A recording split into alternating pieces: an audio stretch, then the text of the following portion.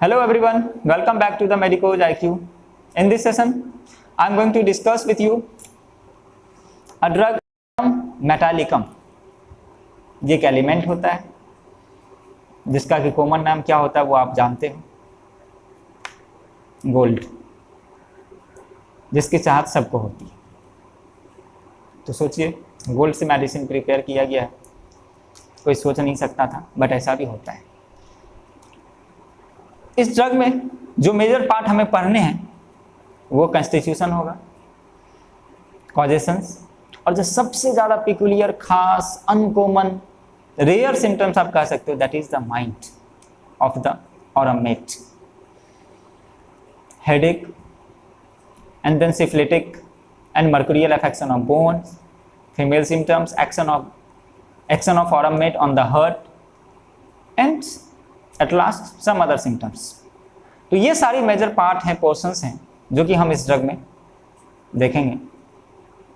सबसे पहला part constitution, ये भी इसका खास होता है कि इसको किस कॉन्स्टिट्यूशन के लिए दिया जाता है। इट इज सुटेड और given to the sanguine temperament, sanguine and ruddy people. Sanguine का मतलब क्या है, इसमें भी जो फेस होता है वो आपका रेड हो जाता है, एंड रूडी पीपल, इसका भी सेम मतलब है कि people having the red skin. तो यहाँ पे इसका स्किन, फेस सब रेड होगा। तो ऐसा होता है ऑरमेट का patient with black hair and eyes. Next, persons are lively, restless and anxious about the future. Aur met का जो पेशेंट होता है वो लाइवली होता है, मतलब लोगों के बीच रहना, बातें करना, बोर नहीं होना, ऐसा पेशेंट होता है। But restless and anxious about the future, बहुत रेस्टलेस होता है और फ्यूचर के बारे में बहुत ही बेचारा वरीड होता है। It is also adapted to the old people with weak vision, corpulent, मतलब फैटी, फ्लैवी कह सकते हो, जिसमें चर्बी होता हो, ऐसे ओल्ड पीपल में ऑरमेट को सोच सकते हो। And who are tired of life, अपने लाइफ से थक गया हो, परेशान हो गया हो, तो ऐसा होता है ऑरमेट का patient. For the constitution broken down by the bad effect of the mercury and syphilis. तो मर्करियल प्रिपरेशन के कारण, मेडिसिन देने के कारण, या सिफिलिटिक अफेक्शन के कारण अगर ब्रोकन डाउन कॉन्स्टिट्यूशन दिखता हो, then you can think of the aur met. एक और मेडिसिन था जो कि ब्रोकन डाउन कॉन्स्टिट्यूशन होता है, but from the loss of vital fluid, China और cinchona. Next, it is also given in the young pining boys. Pining boys का मतलब होता है इमेसिएटेड बॉयज, लिन थिन बंदा, हु आर लो स्पिरिटेड, मतलब बहुत ही इमोशन जो होगा इसका वीक होता है, लो स्पिरिटेड होता है, लाइफलेस, ऐसा लगेगा कि लाइफ से कोई मतलब नहीं है, weak memories and lacking in boys go. Boys का मतलब है मेल सेक्सुअल कैरेक्टर, या फिर boys like activity.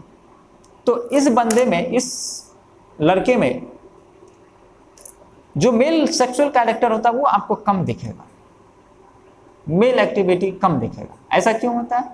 Due to the undeveloped testes. तो इसमें टेस्टिस फुल्ली डेवलप नहीं होता है, या अगर होगा भी तो छोटे छोटे फ्रैगमेंट की तरह होता है, लाइक हैंगिंग फ्रैगमेंट, इस तरह का इसमें टेस्टिस होता है। ठीक है, तो अनडेवलप्ड टेस्टिस और मेयर पेंडेंट सेट्स। तो चूंकि टेस्टिस डेवलप नहीं है, और आप जानते हो कि testosterone is secreted by the testis and which is responsible for the development of the male sexual character। अगर टेस्टोस्टेरोन नहीं होगा तो मेल सेक्सुअल कैरेक्टर नहीं होगा। तो यहाँ पे इसमें मेल सेक्सुअल कैरेक्टर बहुत कम देखने को मिलता है। रीजन एक ही होता है, due to the undeveloped testes, क्योंकि टेस्टोस्टेरोन का सेक्रेशन उतना ज़्यादा नहीं होगा। तो ऐसा पेशेंट होता है ऑरमेट का। तो कॉन्स्टिट्यूशन कुछ इसका पिकुलियर था और अच्छे खासे कॉन्स्टिट्यूशन हमने देखे इसमें। इसके बाद इसका कॉजेशंस, पहला कॉजेशन तो आप कह सकते हो कि अगर कोई प्रॉब्लम हो from the bad effects of the mercury and syphilis, then you can think of the aurum met. एंड also the complaints from fright, anger, contradiction, mortification, vexation, dread और रिजर्व डिस्प्लेजर. स्टिफिसैग्रिया में भी रिजर्व डिस्प्लेजर होता है. तो क्या है, anger के कारण, फ्राइट के कारण या कंट्राडिक्शन के कारण, कोई कंट्राडिक्ट किया, किसी बात को काट दिया, गुस्सा आ गया, उसके कारण अगर प्रॉब्लम होता हो, या मॉर्टिफिकेशन. मॉर्टिफिकेशन का मतलब है कि एक इंसल्ट कह सकते हो, और ये ऐसे इंसल्ट जो कि किसी को एक्सप्रेस नहीं कर सकता, इस पे ये कुछ बोल नहीं सकता, कुछ एक्शन नहीं ले सकता हो, तो ऐसा इंसल्ट होता है mortification. Vexation, dread, same condition, fright. और रिजर्व डिस्प्लेजर, कुछ ऐसे दुख जिसको कि व्यक्त नहीं किया जा सकता, तो ऐसा होता है रिजर्व डिस्प्लेजर. तो इन सब के कारण अगर प्रॉब्लम होता है, then you can think of the aurum met. और कॉजेशन के बाद जो इसका सबसे ज्यादा पिकुलियर, अनकॉमन, रेयर सिम्टम्स होता है, दैट इज द माइंड. बहुत ही पिकुलियर. आइए देखते हैं माइंड कैसा होता है. जनरली इसका जितना भी मेंटल अफेक्शन होता है, मेंटल सिम्टम्स होता है, ये इसके मर्कुरियल या सिफिलिक अफेक्शन के कारण ही होता है. ये पेशेंट हमेशा चाहता है कि सुसाइड कर लो, कॉन्स्टेंटली ड्वेलिंग ऑन सुसाइड. एकदम अंदर से एक ही चीज आता है कि अब सुसाइड कर लो, लाइफ खत्म कर लो. ऐसा सिम्टम्स नाजा में भी देखने को मिलता है, नक्श भूमिका में भी देखने को मिलेगा. बट नक्श भूमिका में होता है अफ्रेड टू डाई. तो यहाँ पे बंदा सुसाइड करना तो चाहता है, लेकिन मरने से डरता है. अब ये ऑरम मेड का जो पेशेंट में इस तरह का सिम्टम्स देखा जाता है, ऐसा होता क्यों? ऐसा इसलिए देखा जाता है, इस पेशेंट को लगता है कि हमने पास्ट में बहुत सारे पाप किए हैं, बहुत सारे क्राइम किए हैं, जो कि नॉन पार्डनेबल है. मतलब इतना ज्यादा क्राइम, इतना ज्यादा पाप की माफ करने योग्य नहीं है. इसको कोई किसी भी तरह से इसको माफ नहीं किया जा सकता हो, ऐसा इसने क्राइम किया, ऐसा इसको लगता है. तो he feels as if committed many unpardonable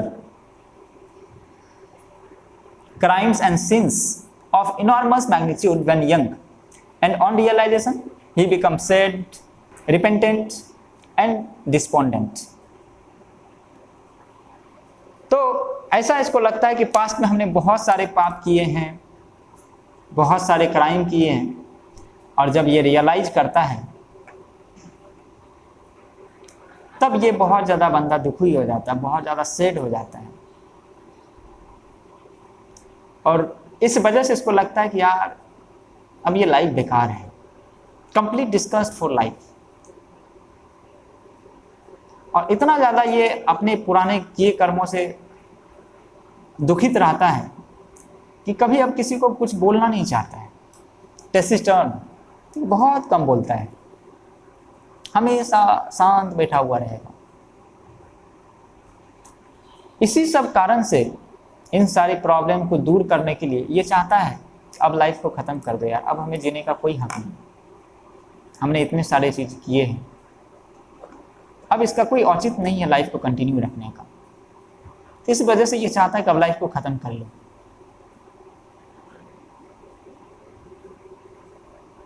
and hence profound melancholy is seen with nearly all complaints.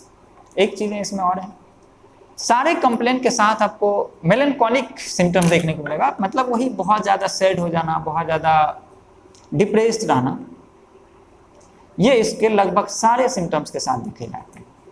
और डिप्रेस्ड क्यों है, तो ये हमने आपको रीज़न बता ही दिया कि इसको ऐसा लगता है. No, he feels hateful and quarrelsome and thinks that life is constant burden for him, so want to end the life by committing suicide.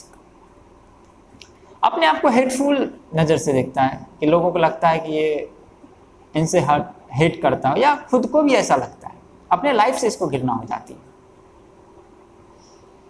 और ये क्वेरलसम झगड़ालू टेंडेंसी का बंदा होता है।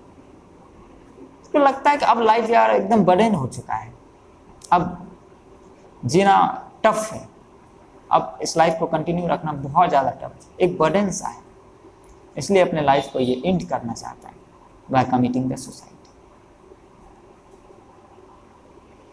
ऑरमेट is the top most medicine for the depressive insanity. तो अगर किसी में इस तरह का पागलपन हो, डिप्रेशन का, कि एकदम पूरा डिप्रेस हो गया हो, then aur met will be the very good remedy. And इसमें एक और भी चीज़ें, पेकुलियर चीज़ें देखने को मिलती है। सेल्फ कंडेमनेशन, तो खुद को कंडेम करना, खुद को किसी चीज़ के लिए दोषी देना, खुद के बारे में निंदा करना, खुद से घृणा करना, इस तरह का सिम्टम्स इसमें देखने को मिलता है ऑरमेट, जो कि इनबॉर्न होता है ऐसा इसके साथ। And also he feels that his unwanted element in the society has no right to life, even God can not pardon for his unlimited amount of sins and crimes. इसको हमने पहले भी बता चुका, इसको ऐसा लगता है कि एक सोसाइटी के लिए अनवांटेड एलिमेंट है, बिना किसी काम का इसका कोई यूज़ नहीं है, has no right to life, जीने का कोई अधिकार नहीं है। इवन भगवान भी इसे इसके क्राइम और पाप के लिए माफ़ नहीं करेंगे, इतना इसको लगता है कि हमने पाप किया है पास्ट में। तो यही सब वजह होता है जिसके वजह से कि इसमें एक डिप्रेसिव इंसैनिटी होता है, सुसाइड करने का पागलपन होता है, और बहुत ही ज़्यादा बंदा सैड ग्लूमी रहता है। Simply you can say that she looks on the dark side of everything। तो ये एक ऐसा पेशेंट होता है, हर चीज़ के डार्क साइड को देखता है, कोई होप नहीं होता, होपलेस होता है, पॉजिटिव साइड को नहीं देखता, हर चीज़ के ये डार्क साइड को ही देखेगा, तो ऑफ कोर्स होपलेस होगा ही। And he is very restless and anxious about the future, और इन सब वजह से बहुत ज़्यादा रेस्टलेस, अपने फ्यूचर को लेकर बहुत ज़्यादा टेंशनाइज रहता है। और ये बंदा बहुत ही ज़्यादा अनकंफर्ट होता है, अनईजी होता है, हरीड होगा, and has a great desire for mental and physical activity. बहुत चाहता है कि मेंटली बहुत ज़्यादा एक्टिव रहे, फिजिकली बहुत ज़्यादा वर्क करे, बट बड़ी अफसोस की बात है कि बहुत ज़्यादा फास्ट में कर नहीं पाता है, but can't do things fast enough. Argentum nitricum का भी पेशेंट हरीड होता है, सब कुछ फास्ट में करता है, लेकिन यहाँ फास्ट में करना चाहता है लेकिन होता नहीं है। बहुत सारे आपने ऐसे लोगों को देखे होंगे जिसमें कैसा टेंडेंसी होता है, हर चीज़ को वो बहुत जल्दी करना चाहता है, सबको बोलेगा भाई तुम ये कर लेना, ये कर लेना, ये कर लेना, सब कुछ करना चाहता है, लेकिन कुछ हो नहीं पाता है क्योंकि अनकंफर्ट रहता है ना, जल्दी करना चाहेगा, हड़बड़ी में कुछ किया, सही हुआ, कुछ गड़बड़ा गया, तो सुलझने से ज़्यादा उलझ जाता है काम, तो चाह के भी बहुत ज़्यादा फास्ट नहीं कर सकता है। ऐसा होता है इसका patient. And also very over sensitive, least contradiction excite breath. भाई साहब मत पूछिए कि ऐसे बंदे होते, थोड़ा सा अगर इसके मुंह पे इसका अगर कॉन्ट्राडिक्ट कर दिया जाए ना, इसके बातों को अगर काट दिया जाए ना, खतरनाक गुस्सा आता है इसको। मेरे एक पड़ोसी हैं, उसके साथ हम लोग अगर कभी बात करते हैं ना, वो अगर कोई सजेशन देते हैं और गलती से भी अगर हमने उसको कंट्राडिक्ट कर दिया कि नहीं ऐसा नहीं होना चाहिए, सही नहीं, तब तो उसका मत पूछिए, उठ फूट के वहाँ से चल देता है वो, ऐसा पेशेंट होता है। तो ठीक इसी तरह का यहाँ पे बंदा होता है ऑरमेट का, थोड़ा भी कंट्राडिक्ट किए गुस्सा उसा के चल देगा, मतलब कंट्राडिक्शन इसको बर्दाश्त ही नहीं होता है। तो ये भी चीज़ें इसकी पेक्यूलियर होती है ऑरमेट की। And over sensitive to pain, smell, taste, hearing and touch, तो इन सब के लिए भी ओवर सेंसिटिव होता है। एनाकार्डियम में भी इस तरह का सिम्टम। तो ये था एनाकार्डियम का माइंड, बहुत ही ज़्यादा खास, बहुत ही ज़्यादा पेक्यूलियर। तो इस तरह का अगर कोई पेशेंट आता है तो definitely you can think of the aur met. अब आइए जिसका जो नेक्स्ट पार्ट है वो होता है हेडेक। किस तरह का हेडेक में दिया जाता है? तो it is given in the headache of people with the dark और लाइट ब्राउन कम्प्लेक्शन, एक वाइली स्किन कह सकते हो आप, और येलोइश ग्रीन टाइप का अगर एक्सप्रेशन कंप्लेक्शन हो, सेड ग्लूमी टेसिटर्न, इस तरह का अगर सिम्टम देखता हो हेडेक के साथ, then you can think the aur met. Headache of the person who is dispose to constipation, तो आप कह सकते हो कि कॉन्स्टिपेशन से भी यहाँ हेडेक होता है, खासकर कैसे पर्सन जिसमें कॉन्स्टिपेशन देखा जाता हो लंबे टाइम के लिए, और अगर उसमें हेडेक होता हो, then you can think of the aur met. Headache from the least mental exertion, fear, fright और contradiction, then you can think of the aur met. And इसका जो हेडेक होता है वो कंजेस्टिव टाइप का होता है, लगता है ब्लड एकदम आगे की तरफ रश कर गया हो, जिसकी वजह से एकदम सर इसका भारी भारी सा लग रहा होता है। तो this is the headache of the aur met. Now next important part is the syphilitic and mercurial affection of the bone. चूंकि इसका प्रॉब्लम मर्करियल अफेक्शन या फिर सिफिलिटिक अफेक्शन के कारण ही स्टार्ट होता है, जो इसका जो प्रोमिनेंट सिम्टम्स होता है वो इसके बोन पे देखा जाता है, जैसे carries of the nasal, palatine and mastoid bones. तो पैलेटाइन बोन्स, नेजल बोन या फिर मेस्टोइड बोन का डिके होने लगता है, डिसइंटीग्रेशन होने लगता है सिफिलिटिक अफेक्शन के कारण। या फिर उजिना भी देखने को मिलता है, उजिना मतलब एट्रोफिक राइनाइटिस, सेम कंडीशन कि जो नेजल बोन है उसका एट्रोफी होने लगता है, डिग्रोथ होने लगता है, एंड साथ ही साथ डिस्चार्ज देखने को मिलेगा आपको। Otorrhoea, foul discharge from the ear of mercurial और सिफिलिटिक ऑरिजिन, मतलब इसी मर्करियल अफेक्शन या फिर सिफिलिटिक अफेक्शन के कारण अगर इस तरह का सिम्टम देखने को मिलता है, then you can think of the aur met. ऐसा सिम्टम्स आपको एसाफोइटिडा में भी देखने को मिलेगा, with excessive fetid discharge and pains which was at night and drive to despair। तो क्या है कि इन सारे सिम्टम्स के साथ फेटिड डिस्चार्ज देखने को मिलेगा, ओजिना के साथ फेटिड डिस्चार्ज, ओटेरिया में फेटिड डिस्चार्ज एकदम गंदा, एंड साथ ही साथ पेन, और ये पेन इसका नाइट में वर्स हो जाता है, पूरा बेचैन कर देता है बंदे को। तो अगर ऐसा सिम्टम देखने को मिलता हो, then you can think of the ऑरमेट। Now next part is the female symptom. It is also given in the case of the prolapsed uterus or indurated uterus। Indurated का मतलब है कि halt, but especially when it is seen or occurs from the overreaching or straining। मतलब खास करके अगर देखेंगे कुछ सामान के लिए हम ऊपर एकदम कोशिश कर रहे हैं, ठीक है, लेकिन नहीं ले पा रहे हैं, इस तरह का अगर ओवर रीचिंग की कंडीशन से अगर जेनिटल प्रोलैप्स देखने को मिलता हो, या फिर यूट्रस के हाइपरट्रॉफी हो जाने के कारण जेनिटल प्रोलैप्स हो, यूटेराइन प्रोलैप्स हो, then you can think of the aur met. और इस तरह का सिम्टम्स आपको कोनियम में भी देखने को मिलेगा, ओवर स्ट्रेनिंग के कारण रस्टक्स में देखने को मिलता है, and also in the podophyllum. Then also given in the case of the menstrual or uterine affection with the great melancholy। तो चूंकि पेशेंट तो हमने पहले ही बताया कि ये बहुत ही ज़्यादा मेलनकॉलिक होता है, हर सिम्टम्स आपको देखने को मिलेगा, तो खास करके जब इसका मेंस्ट्रुअल और यूटेराइन अफेक्शन हो मेलनकॉलिक के साथ, जो कि मेंस्ट्रुअल पीरियड के टाइम में एग्रावेट कर जाता हो, then you can think of the ऑरमेट।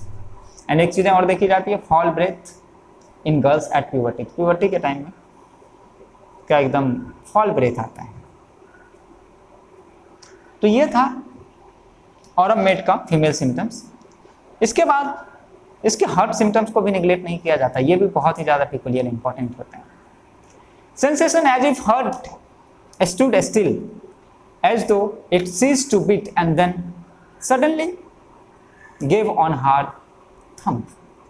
तो ऐसा इसको लगता है इसका हार्ट एकदम अब बंद हो चुका, धड़कन बंद हो चुकी है, अब दिल इसका धड़कना बंद हो चुका है, और अचानक से फिर लगता है कि एकदम कोई बहुत बड़ा सा झटका दे दिया, थम एकदम घुसा की तरह।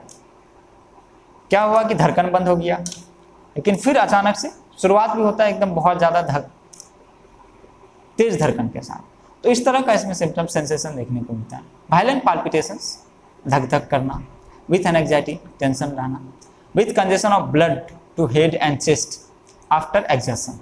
तो एकदम चेस्ट एंड जो इसका हेड होता है वो हैवी सा लगता है, क्यों? Due to the congestion of the blood in this part. तो ब्लड बहुत ज़्यादा रश कर जाता है इधर की तरफ, तो इस वजह से इसमें हैवीनेस आती है। तो अगर इस तरह का सिम्टम देखने को मिलता है, then you can think of the aur met. Pulse is small, feeble, rapid and irregular. इसमें पल्स बहुत ही ज़्यादा वीक होगा, फीबल हो जाता है, एंड बहुत फास्ट होगा। जब आप पल्स देखोगे तो बहुत कम होगा, बहुत वीक, लेकिन फास्ट रहता है। एंड इरेगुलर भी, कभी आया कभी नहीं आया, एक कोई रेगुलरिटी मेंटेन नहीं है। तो इस तरह का इसमें सिम्टम देखने को मिलता है। Visible beating of the carotid and temporal artery. जिसका carotid artery and temporal artery इतना ज़्यादा बीट करता है कि आप देख के बता दोगे कि एकदम ठीक है। देखो यहाँ पे जैसे इस तरह का बहुत सारे लोगों में दिखेगा, इस तरह का ऐसा एकदम पल्सेशन आपको दिखेगा, विजिबल होता है।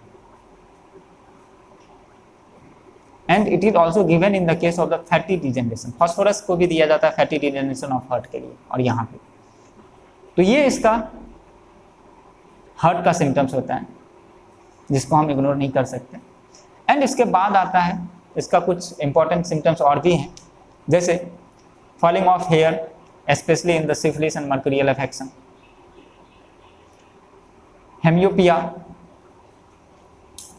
हेमियोपिया का मतलब होता है कि हाफ पार्ट को देख पाना, किसी एक हाफ को देख पाना, इसी को हम हेमियोपिया कहते हैं। और इसमें जो पेशेंट होता है ये खास करके लोअर हाफ को देख पाता, अपर हाफ को नहीं देख पाता। कोई भी अगर चीज़ें हैं, मान लीजिए कि सपोज ये अगर हमारे पास है, तो इसको अगर हम देख रहे हैं तो इसका अगर हाफ पार्ट देखेगा, ऊपर वाला पार्ट नहीं दिखेगा। तो अगर हाफ पार्ट सिर्फ देखने को मिलता है तो इसी को हम हेमियोपिया कहते हैं। तो इस तरह का सिम्टम्स इसमें देखने को मिलता है, और ऐसे केस में हम ऑरमेट को सोच सकते हैं। Sees only the left half, और अगर सिर्फ और सिर्फ लेफ्ट हाफ देखता हो then lithium carb and lycopodium. तो इविनेस का ट्रायोज भी है, ये तीनों रेमेडी हाफ साइट के लिए, हाफ विजन के लिए, ऑरमेट, लिथियम कार्ब एंड लाइकोपोडियम। अब थोड़ी इसकी मॉडलिटी पर हम नजर डालते हैं। कोल्ड एयर में इसका सिम्टम्स एग्रावेट कर जाता है, and when getting cold, while when lying down, aggravation from the mental exertion, and many complaints come on